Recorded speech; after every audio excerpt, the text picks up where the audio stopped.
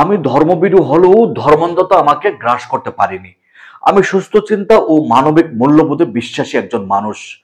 আমাদের বাংলাদেশে ধর্মান্ধতা গ্রাস করে ফেলেছে অনেককে। আমাদের বাংলাদেশের যে কালচার শুরু হয়েছে ইসলামী মূল্যবোধকে অনেক দূরে সরিয়ে এই যে আপনার বিভিন্ন ধার্মিক যে চিন্তা ভাবনা বিভিন্ন পন্থী শুরু হয়েছে। এখন দেখুন যে তাবলিগ জামাতকে নিয়ে যে সাতপন্থী কিংবা জুবাইরপন্থীদের যেই আপনার ঠুনকাঠুনকি শুরু হয়েছে বিগত কয়েক বছর যাবত। টঙ্গীর যে বড় ইজতেমা মাঠ তা দুই ভাগে বিভক্ত হয়ে গেছে এখন আপনার এই তাবলিগ জামাত।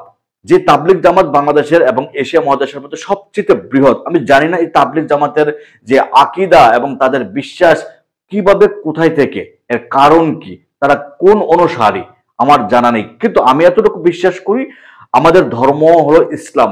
আমাদের কোরআন এবং আমাদের নবীজির হাদিস, সহিহ হাদিস, এগুলো আমি বিশ্বাস করি। আমি কোনো পন্থী বিশ্বাস করি না, আমি সাতপন্থী বিশ্বাস করি না, আমি জুবাইর পন্থী বিশ্বাস করি না। আমাদের বাংলাদেশটাকে এখন বিভিন্ন পন্থীওয়ালারা বাংলাদেশের সাধারণ মুসল্লিদেরকে ভাগ করে ফেলেছে। আপনি দেখুন ওয়াইজি বক্তাগুলো, বিভিন্ন আলেম, বিভিন্ন মত পার্থক্যের আলেম রয়েছে, বিভিন্ন ওয়াজি বক্তাগুলো এক মঞ্চে উঠে আরেক বক্তার নামে যাবতীয় যত মিথ্যাচার, যাবতীয় যত গালমন্দ, যাবতীয় যত আপনার গীবত বলা শুরু করে। আমরা এগুলো চাই না। আমরা চাই যে বিভিন্ন বিভিন্ন শ্রেণীর যে আলেম রয়েছে তারা ভেতরে ভেতরে মত পার্থক্য যদি তৈরিও হয়ে থাকে তারা এগুলোকে কিভাবে এক করবে সেই কাজ করবে। মাঠে ময়দানে সাধারণ মুসল্লিদেরকে তারা বিভক্ত করছে। কিন্তু তাবলিগ জামাত নিয়ে কিন্তু আপনার নানা প্রশ্ন, নানা বিতর্ক রয়েছে। তাবলিগ জামাতের সৃষ্টি কবে থেকে?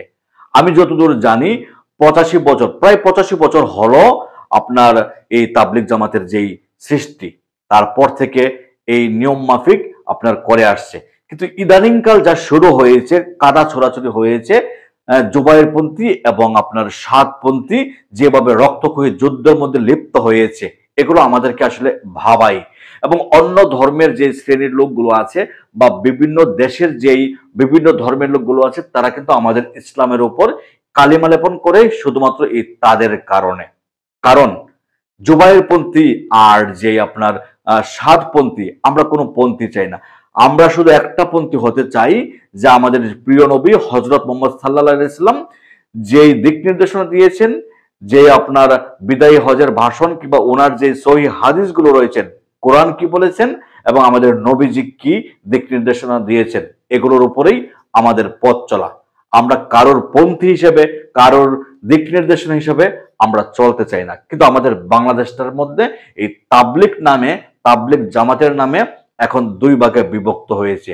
আপনি দেখছেন যে গতকাল কিংবা এর আগে কাকরাইল যেই জামে মসজিদ, এই জামে মসজিদের সাতপন্থীদের দখল, এবং তারা আরো হুমকি দিয়েছে ঢাকা সোহরাওয়ার্দী উদ্যান তারা সবচেয়ে সমাবেশ করবে, সাতপন্থীরা দখলে নেবে। এই যে দখলে নেওয়া না নেওয়া, সাতপন্থীর লোকজন দেখতে পারে না জুবাইরপন্থীর লোকগুলোকে, জুবাইরপন্থীর লোক দেখতে পারে না সাতপন্থীর লোকগুলোকে। কেন এরকম মত পার্থক্য? আপনি যদি জিজ্ঞাসা করেন, আপনি যদি কথা বলেন যে সাতপন্থীর যেই অনুসারী আছে তারা প্রথম বলবে যে তাদেরটা হক, তাদের দোয়া হলো হক এবং তাদেরটা হলো সবচেয়ে সহি।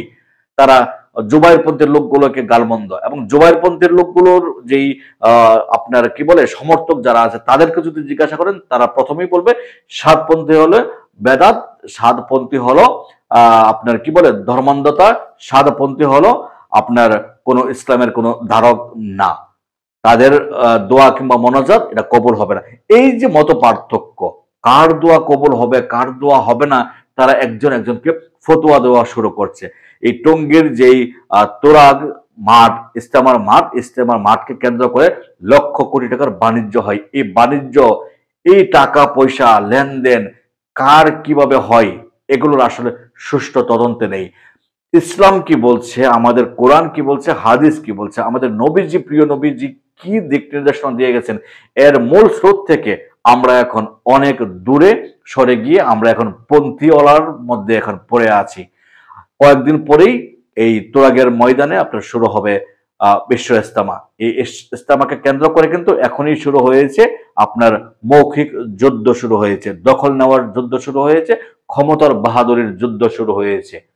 এগুলো থেকে আমাদের মুক্ত হতে হবে, এগুলো থেকে বের হতে হবে।